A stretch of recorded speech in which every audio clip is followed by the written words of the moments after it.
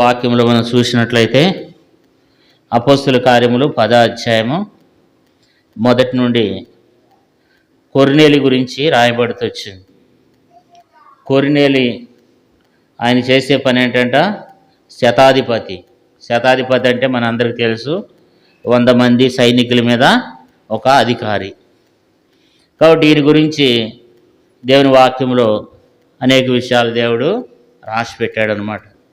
ఈ కొర్నేలి చాలా ప్రార్థనాపరుడు, చాలా భక్తిపరుడు అనమాట. ఇతని గురించి దేవుడు ఈ యొక్క అధ్యాయంలో అనేక విషయాలు దేవుడు రాసి పెడుతూ వచ్చినాడు.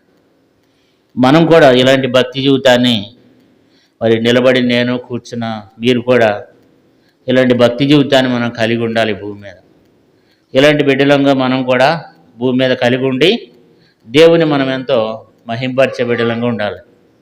అపోస్తుల కార్యములు 10వ అధ్యాయం 1వ వచనంలో ఇటలీ పటాలం అనబడిన పటాలంలో శతాధిపతి అయిన కొర్నేలి అని ఒక భక్తిపరుడు ఒకడు కైసారంలో ఉండెను. ఇక్కడ మనం చూస్తే ఈయన గురించి రాయబడిన మొట్టమొదటి మాట ఏంటంటే భక్తిపరుడు ఒకడు.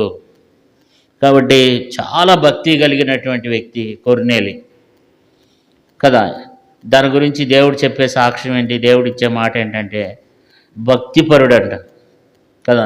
నేటి దినాన మరి మనలో ఆ భక్తి అనేది ఏమైపోతుంది, తక్కువైపోతుంది. రోజులు గడిచిన కొద్దీ, సంవత్సరాలు గడిచిన కొద్దీ మనలో ఏమైపోతుందంటే భక్తి అనేది ఏమైపోతుంది, తక్కువైపోతుంది అన్నమాట.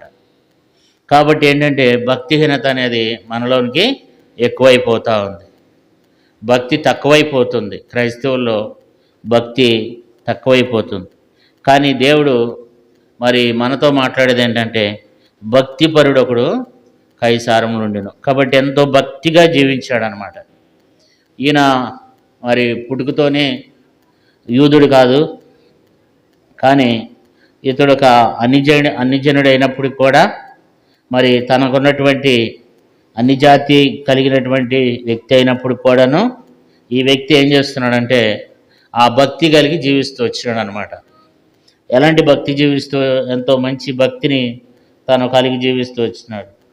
మంచి విశ్వాసం కలిగిన వ్యక్తిగా జీవిస్తూ వచ్చినాడు కదా. అందుకని ఇక్కడ ఉన్న మాట ఏంటంటే భక్తిపరుడు ఒకడు అని రాయబడుతూ వచ్చింది. దేవుని బిడ్డలారా, మనం ఎంతో భక్తి చేయాలి. మరి అలాంటి భక్తి జీవితం, మీరు ఇక్కడ కూర్చున్న వాళ్ళంతా భక్తులే, కానీ ఇంకా కొంతమంది అనేక మంది భక్తి లేదు కదా. అనేక మందికి భక్తి లేదు, ప్రార్థన ఉండదు, బైబిల్ చదవటం ఉండదు, మరి కంటిన్యూగా కూడా ఆదివారం కూడా సరిగా రారు. కారణం ఏంటంటే ఏదో అట్లా సమాజంలో బ్రతికేస్తూ ఉంటారన్నమాట. కానీ భక్తి అనేది చాలా తక్కువ కనపడుతూ ఉంది అన్నమాట. కానీ ఇక్కడ దేవుని వాక్యంలో మనం చూస్తే దేవుడు కొర్నేలి నుండి మనకు దేవుడు నేర్పించేది ఏంటంటే భక్తి. ఏంటంట భక్తిపరుడు ఒకడు అని రాయబడుతూ వచ్చింది. ఇంకా 2వ వచనం చూస్తే అక్కడ 2వ విషయం కూడా రాయబడుతూ వచ్చింది.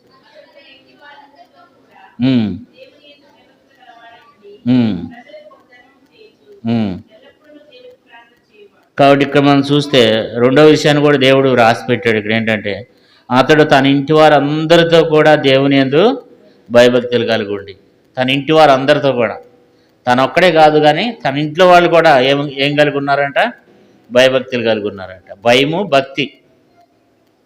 కాబట్టి తన ఇంటి వాళ్ళందరూ కూడా దేవుని యందు ఏం కలిగి ఉన్నారు, భయభక్తులు కలిగి. కొన్ని కుటుంబాల్లో భర్త దేవుని యందు భయభక్తులు కలిగి ఉంటే భార్య దేవుని యందు భయభక్తులు కలిగి ఉండరు, లేదా భార్య దేవుని యందు భయభక్తులు కలిగి ఉంటే భర్త దేవుని యందు భయభక్తులు కలిగి ఉండరు, లేదా తల్లిదండ్రులు ఎంతో చక్కగా భయభక్తులు కలిగి ఉంటే పిల్లలు భయభక్తులు కలిగి ఉండరు. కానీ కొంతమంది కుటుంబాల్లో భార్య, భర్త, పిల్లలు అందరూ కూడా ఏం చేస్తారు, అందరూ భయభక్తులు కలిగి ఉంటారు అన్నమాట. కాబట్టి కొర్నేలిలో నుండి దేవుడు మనకు నేర్పించే 2వ విషయం ఏంటంటే మనము కుటుంబంగా దేవుని యందు మనం భయభక్తులు కలిగి ఉండాలి. మొట్టమొదట నా మట్టుకు నేను, మీ మట్టుకు మీరు, మనం ఏం కలిగి ఉండాలంటే భయభక్తులు అనేది మనము కలిగి ఉండాలి కదా. ఇలాంటి ఆ భయం అనేది మనలో ఉండాలి. ముఖ్యంగా మన మట్టికి నా మట్టికి నేను. కాబట్టి ఎవరికి వాళ్ళే మనం ఏమై ఉండాలంటే దేవుని యందు మనము భయము భక్తి కలిగి ఉండాలన్నమాట.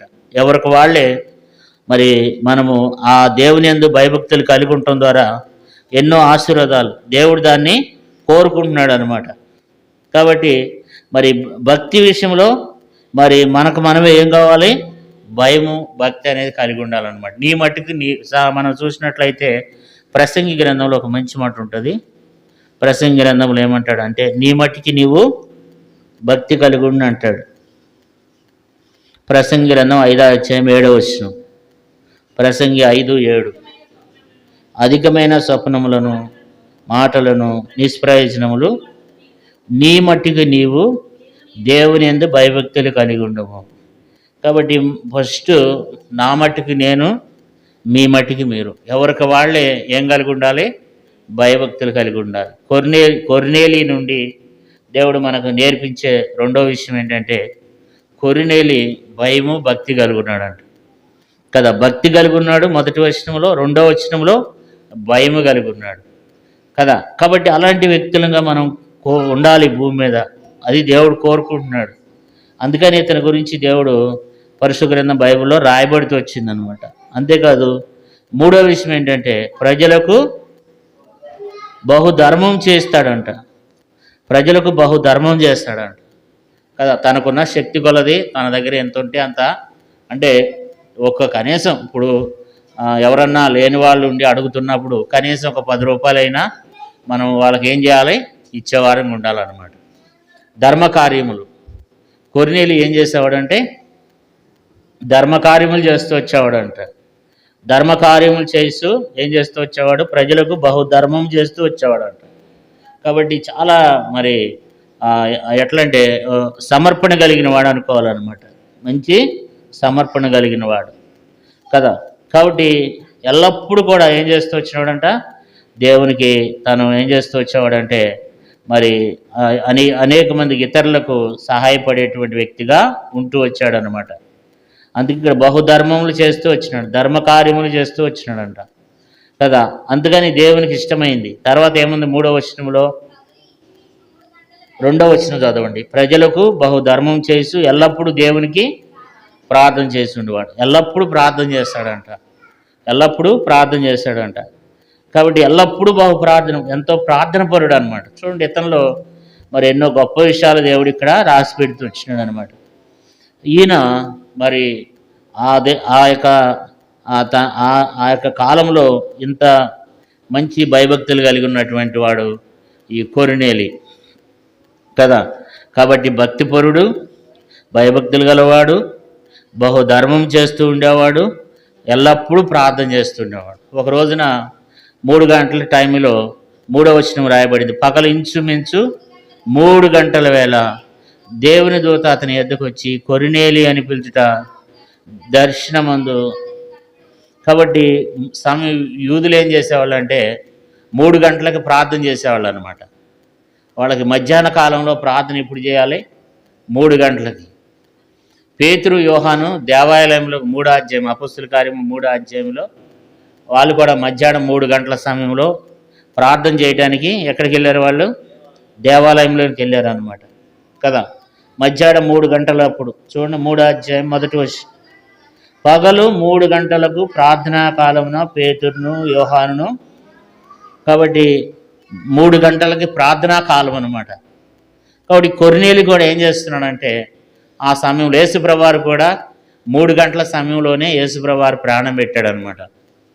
కాబట్టి ఉదయం 9 గంటలు మొదలుకొని మధ్యాహ్నం 3 గంటల వరకు యేసుప్రభువారు కలువరి శిలువలో వేలాడి 3 గంటలప్పుడు యేసుప్రభువారు ఏం చేశాడంటే ప్రాణం పెట్టాడనమాట.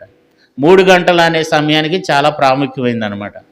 దేవుని బిడ్డలైన మనం కూడా మరి కంపల్సరీగా 3 గంటల వేళప్పుడు మనం కూడా ప్రార్థన చేస్తే చాలా మంచిదనమాట.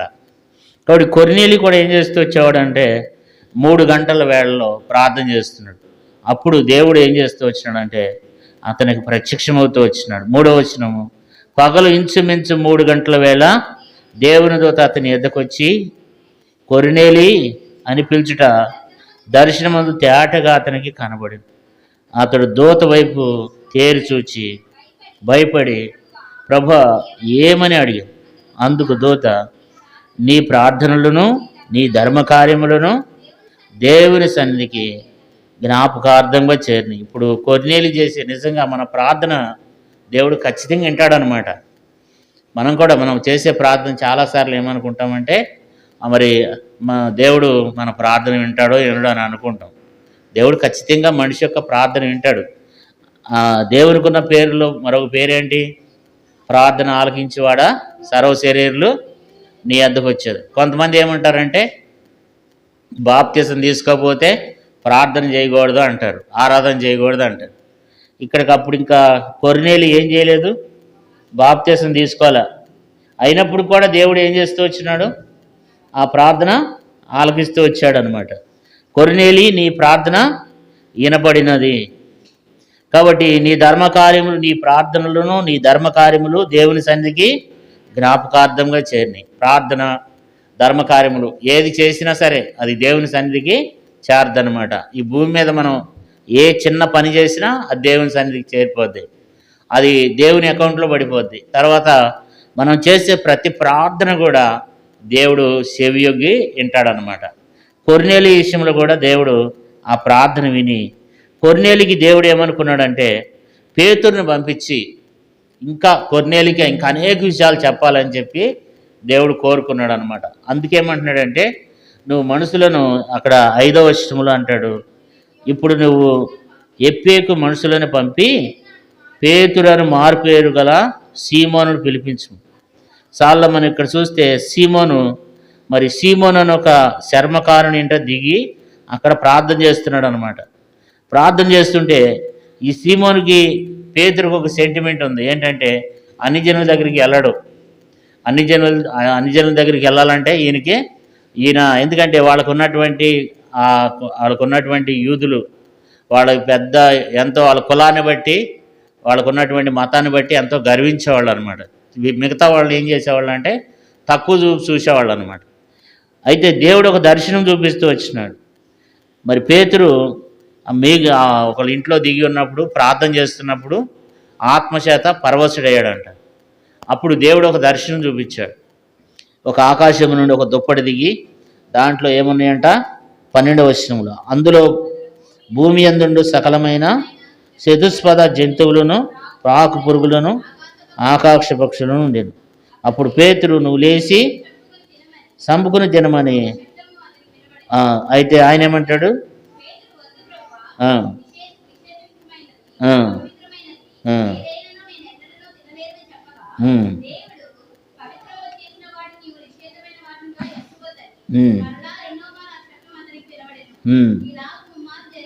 కాబట్టి ఈరాజుగా ముమ్మారు జరుగుతూ వచ్చిందంట. రకరకాలు మరి ఒక దుప్పటి ఆకాశం నుండి ఒక దుప్పటి దిగిందంట.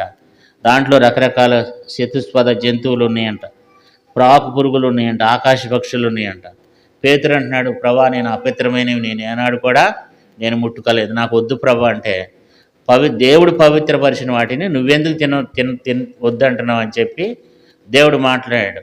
ఆయన తినమంటున్నాడు దేవుడు, ఈయనేం తినటంలా. అట్లా 3 సార్లు జరిగిందంట. మరలా ఆ యొక్క దుప్పట ఆకాశంలో ఎత్తబడింది. అప్పుడు పేతురు గ్రహించాడు ఏంటంటే, పేతురికి దర్శనం కలిగిన తర్వాత కొర్నేలి ఇంటి దగ్గర నుండి మనుషులను పంపించినాడు. కొర్నేలి ఇంటి దగ్గర నుంచి మనుషులు వెళ్ళి, ఇక్కడ పలానా వ్యక్తి పేతురు ఉన్నాడంట, మరి మమ్మల్ని ఇక్కడికి దేవుని ద్వారా మా యొక్క కొర్నేలి గారి ద్వారా మాట్లాడితే మేము వచ్చినాం పేతురు గారి కొరకు అని చెప్పి పేతురు గారిని తీసుకుని వెళ్తారన్నమాట. ఈ దర్శనము పేతురు చూసిన తర్వాత పేతురు ఒక నిర్ణయానికి వచ్చాడు. ఏంటంటే అందరూ ఒకటే, అందరినీ మనం ఒకే రీతిగా ప్రేమించాలి, అన్ని జనులు కూడా మరి మనలాంటి వారేనని చెప్పి అది కరెక్ట్ కాదని చెప్పి తను అప్పుడు గ్రహించాడు అనమాట. 28వ వచనం చూడండి, 10వ అధ్యాయం అపోస్తల కార్యములు 28. అప్పుడు అతడు అన్ని జాతి వానితో సహవాసం చేయుటకైనను అట్టి వారిని ముట్టుకైనను యూదునికి ధర్మం కాదని మీకు తెలియను. అయితే ఏ మనుషుడు నిషేధింపదగిన వాడునైనను అపవిత్రుడైనను చెప్పకూడదని దేవుడు నాకు చూపించున్నాడు. కాబట్టి దేవుడు చూపించండంట, ఏ మనుషుడు కూడా అపవిత్రమైనటువంటి వాడు కాదు. కాబట్టి ఎవరిని కూడా మనం నిషేధింపకూడదని చెప్పి దేవుడు తనకు చూపిస్తూ వచ్చినాడంట కదా. కాబట్టి కొర్నేలు యొక్క జీవితంలో మనం చూస్తూ వచ్చినాం. మరి తను గ్రహించాడనమాట. అప్పుడే కొర్నేలు ఇంటికి వెళ్తానికి ఇష్టపడ్డారు. అయితే కొర్నేలు గురించి పేతురు, ఆ యొక్క కొర్నేలు ఇంటి దగ్గర నుండి పేతురు దగ్గరకు వచ్చినటువంటి మనుషులు ఇచ్చిన సాక్ష్యం ఏంటంటే, అతని గురించి మరికొన్ని మాటలు చెప్పారు. చూడండి, చదువుకుందాం. 22వ వచనంలో, అపోస్తుల కార్యములు 10:22. అందుకు వారు, నీతిమంతుడును దేవునికి భయపడేవాడును యూదా జనులందరి వలన మంచి పేరు పొందిన శతాధిపతియగు కొర్నేలి అని ఒక మనుషుడు. చాలా మనం ఇక్కడ చూసినట్లయితే ఇతని గురించి ఇక్కడ మరొక కొన్ని విషయాలు చెప్తున్నారు. వాళ్ళు ఏం చెప్తున్నారంటే, కొర్నేలి ఇంటి దగ్గర నుంచి వచ్చినటువంటి మనుషులు పేతురుతో అంటున్నారు. అందుకు వారు, నీతిమంతుడును, కొర్నేలి ఎవరంట? నీతిమంతుడు అంట. అతడు నీతిమంతుడు అంటే నీతిమంతుడును దేవునికి భయపడేవాడు, తర్వాత యూదా జనులందరి వల్ల మంచి పేరు పొందినవాడు కదా, ఒక మంచి పేరు పొందినాడంట కదా.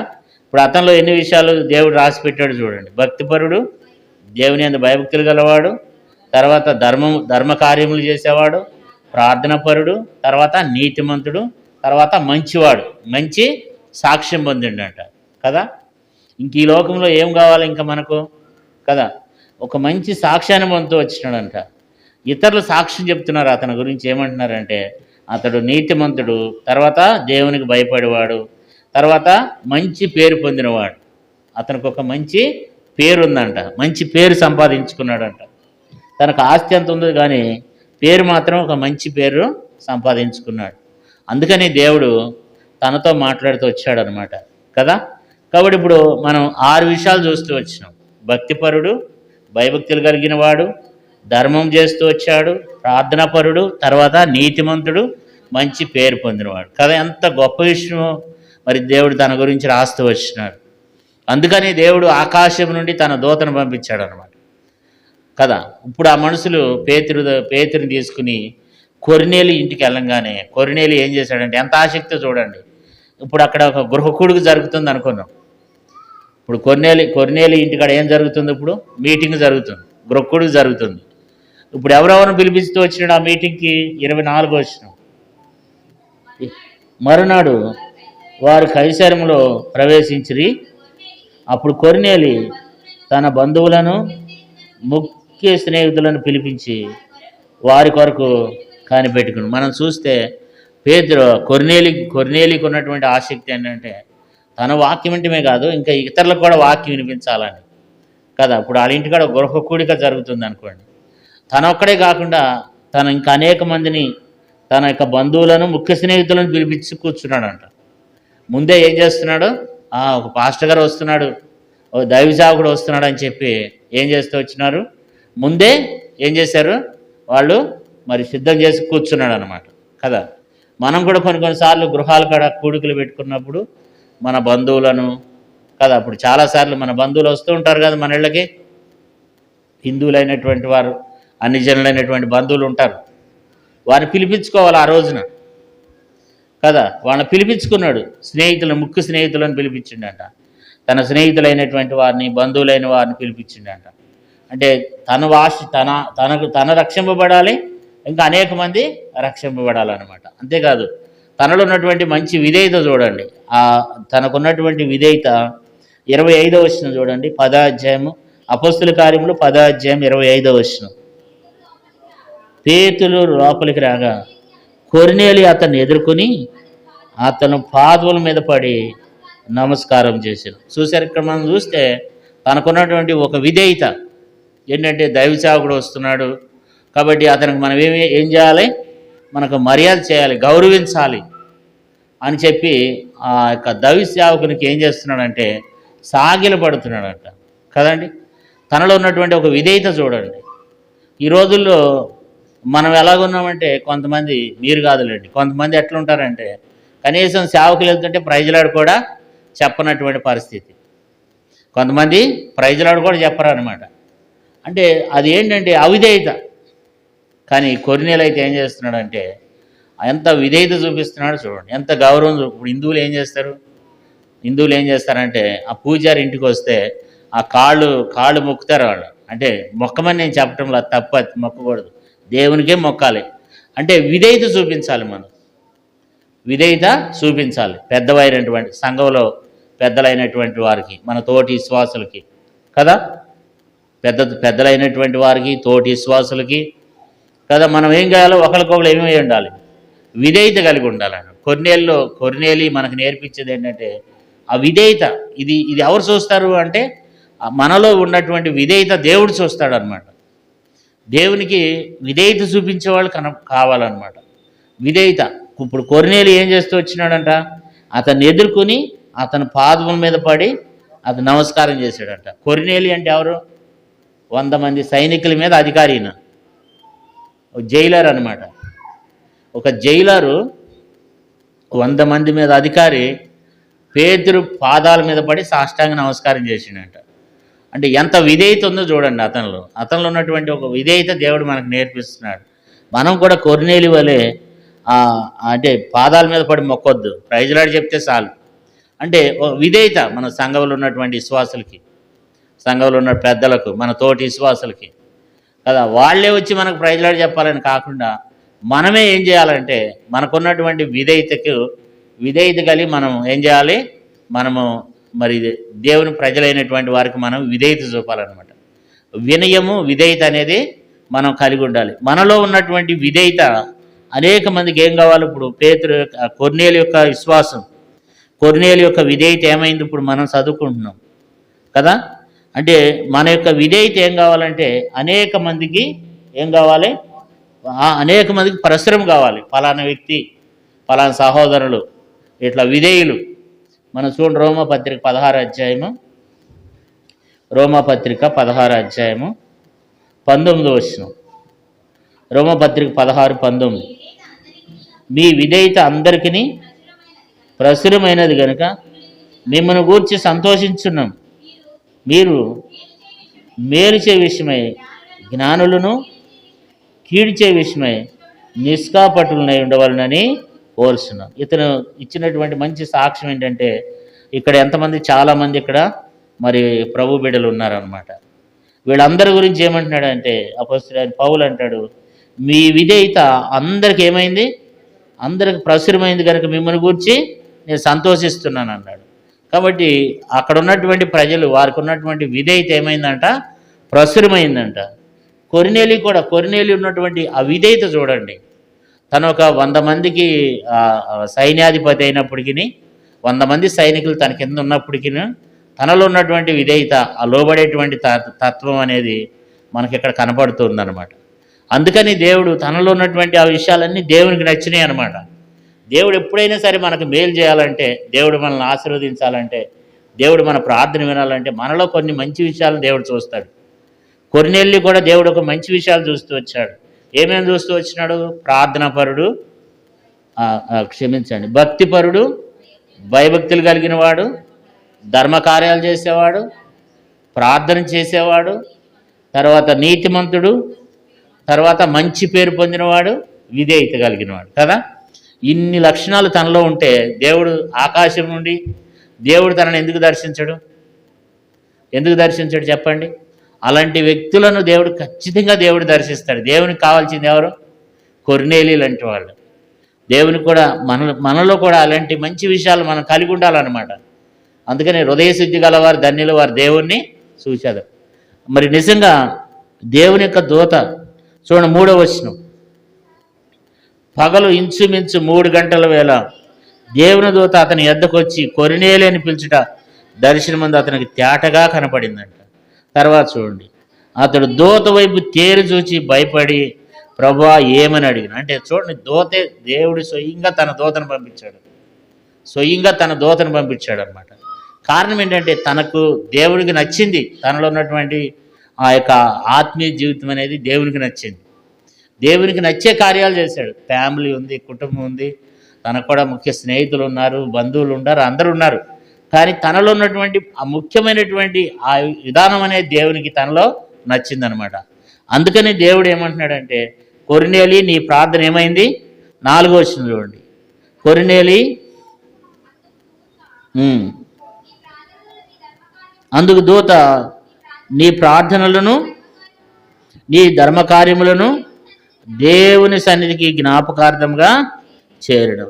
అతను చేసినటువంటి ప్రార్థన ఎక్కడికి చేరిందంట? దేవుని సన్నిధికి చే జ్ఞాపకార్థంగా చేయబడి ఉంది కదా. 31 వచనం చదవండి. కొర్నేలి, నీ ప్రార్థన వినబడెను, నీ ధర్మకార్యములను దేవుని సముఖమందు జ్ఞాపకం ఉంచబడి ఉన్నవి గనుక. కాబట్టి ఇక మనం చూస్తే దేవుడు అంటున్నాడు, కొర్నేలి నీ ప్రార్థన ఏమైంది? వినబడింది. కొర్నేలి ప్రార్థన వినబడిందంట కదా. కాబట్టి కొర్నేలి ప్రార్థన వినపడుతూ వచ్చింది. దేవుని యొక్క ఆత్మ వారందరి మీద కూడా ఏమైంది? దేవుని యొక్క పరిశుద్ధాత్మ వారి మీదకి దిగి వచ్చిందనమాట కదా. 44 వచ్చిన చూడండి. పేతురు ఈ మాటలు ఇంకా చెప్తుండగా అతను బోధ విన్న వారు అందరి మీదకి పరిశుద్ధాత్మ దిగిన. సున్నతి పొందిన వారిలో పేతురుతో కూడా వచ్చిన విశ్వాసులందరూ పరిశుద్ధాత్మని వారము అన్ని జనుల మీద సైతం కుమ్మరింపబడుట చూచి విభ్రాంతి పొందిరి. ఏలయనగా వారు భాషలతో మాట్లాడుతూ దేవుని గణపరచుండగా. సార్లు మనం ఇక్కడ చూసినట్లయితే వాళ్ళందరి మీద ఏమైందంట? పరిశుద్ధాత్మ కుమ్మరించబడుతూ వచ్చిందంట. 47 వచనం చూడండి. అందుకు పేతురు, మనవలే పరిశుద్ధాత్మను పొందిన వీరు బాప్తీసం పొందకుండా ఎవడైనను నీళ్లకు ఆటంకం చేయగలడా అని చెప్పి యేసుక్రీస్తు నామమున వారు బాప్తీసం పొందవాలని ఆజ్ఞాపించను. తర్వాత కొన్ని దినములు తమ ఎదురుండమని వారు అతన్ని వేడుకొని. కాబట్టి అక్కడ వాళ్ళు ఏం చేస్తూ వచ్చినారు? వారు యేసుక్రీస్తు నామంలో వాళ్ళు బాప్తీసం తీసుకుని వాళ్ళందరూ కూడా ఏం చేయబడుతూ వచ్చినారంట. ఇప్పుడు కొర్నేలి రక్షింపబడ్డాడు, తన కుటుంబీకులు రక్షింపబడ్డారు, తర్వాత ముఖ్య స్నేహితులు బంధువులు కూడా ఏం చేయబడ్డారు? ఇప్పుడు రక్షణ పడ్డారు అనమాట కదా. కాబట్టి ఈ రీతిగా నీవురే మనం కూడా కొర్నేలి వంటి ప్రార్థన జీవితాన్ని, భక్తి జీవితాన్ని నీవురే మనం కూడా కలిగి ఉండాలని దేవుడు కొర్నేలిని మనకు జ్ఞాపకం చేస్తూ వచ్చినాడు. మనం కూడా కొర్నేలి వలె ప్రార్థన చేద్దాం. కొర్నేలి విషయంలో దేవుడు ఏం రాయబడింది? మొదటి వచనంలో భక్తిపరుడు ఒకడు ఉండెను. కాబట్టి భక్తిపరుడు అంట. మనం కూడా మరి భక్తి చేసే బిడ్డలంగా ఉండాలి. దేవుని యందు భయభక్తులు కలిగి ఉన్నాడంట. తన ఇంటి వారందరితో కూడా దేవుని యందు భయభక్తులు కలిగి ఉన్నాడు. ప్రజలకు బహుధర్మం చేస్తున్నాడంట. తర్వాత ప్రార్థనాపరుడు కదా. మంచి ఆయన నీతిమంతుడు, తర్వాత మంచి పేరు పొందినవాడు, ఎంతో గొప్ప విధేయత పొందినటువంటి వ్యక్తి కొర్నేలి కదా. అందుకే దేవుడు ఏమంటాడంటే, కొర్నేలి నీ ప్రార్థన వినబడింది అని 31 వచనంలో అంటున్నాడు కదా. దేవుడు కూడా మన యొక్క జీవితంలో కూడా మనం కూడా ఆ రీతిగా కలిగి ఉండాలని దేవుడు ఆశపడుతున్నాడు అనమాట. అందుకని ఈ లేఖనంలో దేవుడు అతని గురించి ఇన్ని విషయాలు రాయబడుతూ వచ్చినాయి. మనం కూడా ఏం చేయాలి?